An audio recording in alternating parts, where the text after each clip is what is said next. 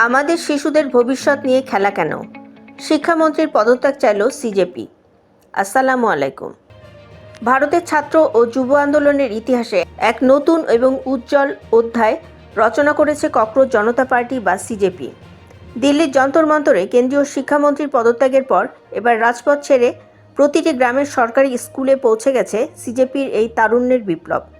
স্বাধীনতা দিবস থেকে শুরু হওয়া সিজেপির ঐতিহাসিক স্কুল ঠিক করো বা ফিক্স আওয়ার স্কুলস ক্যাম্পেইনের এক গণ আন্দোলনের রূপ নিয়েছে।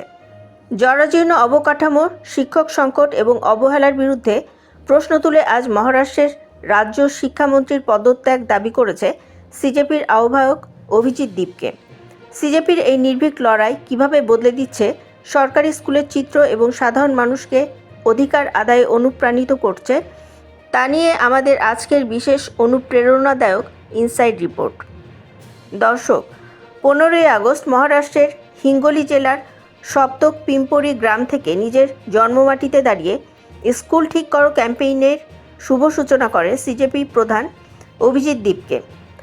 কোনো রাজনৈতিক ফায়দা নয়, তাদের লক্ষ্য একটাই, গ্রামের গরিব এবং সাধারণ ঘরের শিশুরা যেন সুশিক্ষা এবং মানুষের মতো বাঁচার অধিকার পায়। স্কুলে গিয়ে তিনি দেখেন পানীয় জলের অভাব, ভাঙা জানালা এবং মদ্যপ শিক্ষকের অবহেলা। কিন্তু সাধারণ মানুষ যখন সিজেপির সাথে এসে দাঁড়ালো, তখনই ঘটল অলৌকিক ঘটনা। সিজেপির এই সামাজিক অডিট এবং বিক্ষোভের মুখে পড়ে বাধ্য হয়ে স্থানীয় গ্রাম পঞ্চায়েত এবং শিক্ষা বিভাগ 24 ঘন্টার মধ্যে স্কুলের সংস্কারের কাজ শুরু করে এবং মদ্যপ প্রধান শিক্ষককে বরখাস্ত করে। সিজেপি প্রমাণ করে দিল, জনগণ এক হলে শাসন ব্যবস্থা নতি স্বীকার করতে বাধ্য।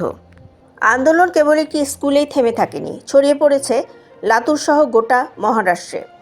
লাতুরের আউসা তহসিলের উজানি গ্রামে জেলা পরিষদ স্কুল পরিদর্শনের সময় সিজেপি তরুণরা দেখতে পান স্কুলের পেছনে আবর্জনার স্তূপ জমে সাপের উপদ্রব তৈরি হয়েছে।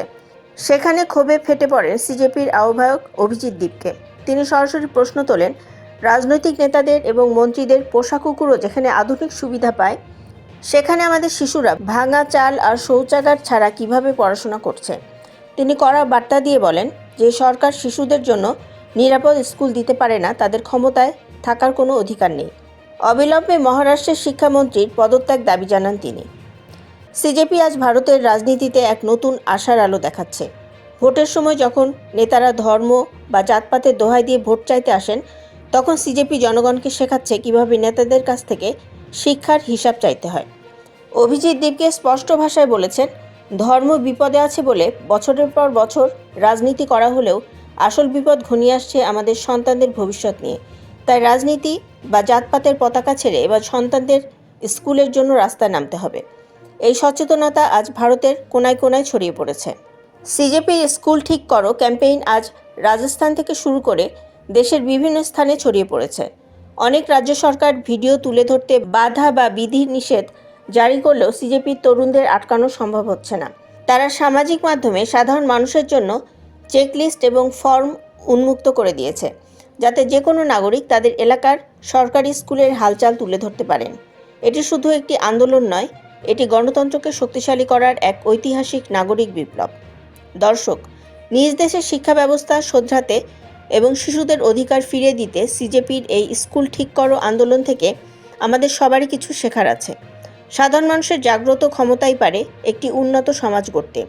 সিজেপির এই ঐতিহাসিক ক্যাম্পেইন এবং তাদের লড়াইকে আপনি কিভাবে দেখছেন? কমেন্ট বক্সে আপনার মতামত জানান। সমাজ পরিবর্তন, ছাত্র আন্দোলন এবং বিশ্ব রাজনীতির তোলপাড় করা ইতিবাচক সব খবর পেতে আমাদের চ্যানেলটি সাবস্ক্রাইব করে বিডি হট নিউজ পরিবারের সাথেই থাকুন।